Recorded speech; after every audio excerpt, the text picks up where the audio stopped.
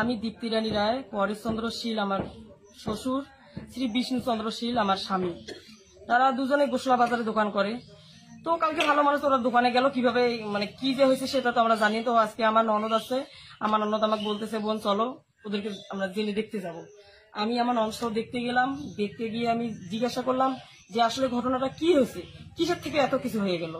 এখন আমার স্বামী আর আমার শ্বশুর বললো যে মা কোনো কিছু না, সামান্য 10 টাকার কারণে আজকে এত কিছু। আমি ছেলেটার কাছে মানে আমার অর্জিত যেটা টাকা আমি সেটাই চাইছি, আর ও আমার অর্জিত টাকা আমাকে দিবে না, আর না দেওয়ার কারণে এত কিছু হলো। আমি 10 টাকা মানে ছাড়বো না, আর ওই আমাকে 10 টাকা দিবে না। আর না দেওয়ার পরে তখন আমাকে বললো যে আমি আপনাকে দেখে নেব। তো আমি আর কিছু বলতে চাই না, আমি শুধু দর্শকের কাছে একটাই অনুরোধ করে যাই, আমি আমার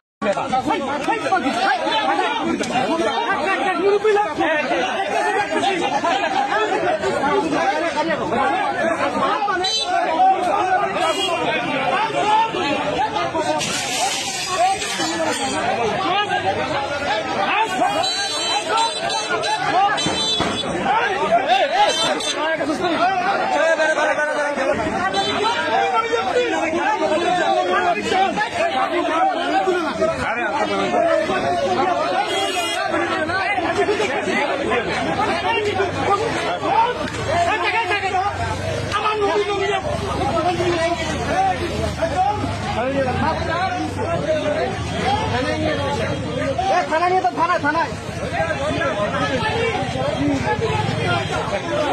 আরে কাকা তুমি আবার এত বলো কি স্যার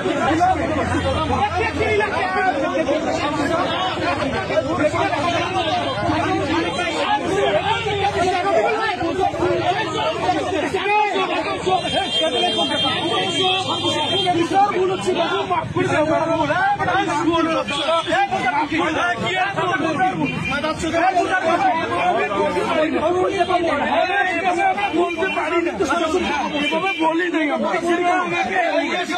কথা বলছিস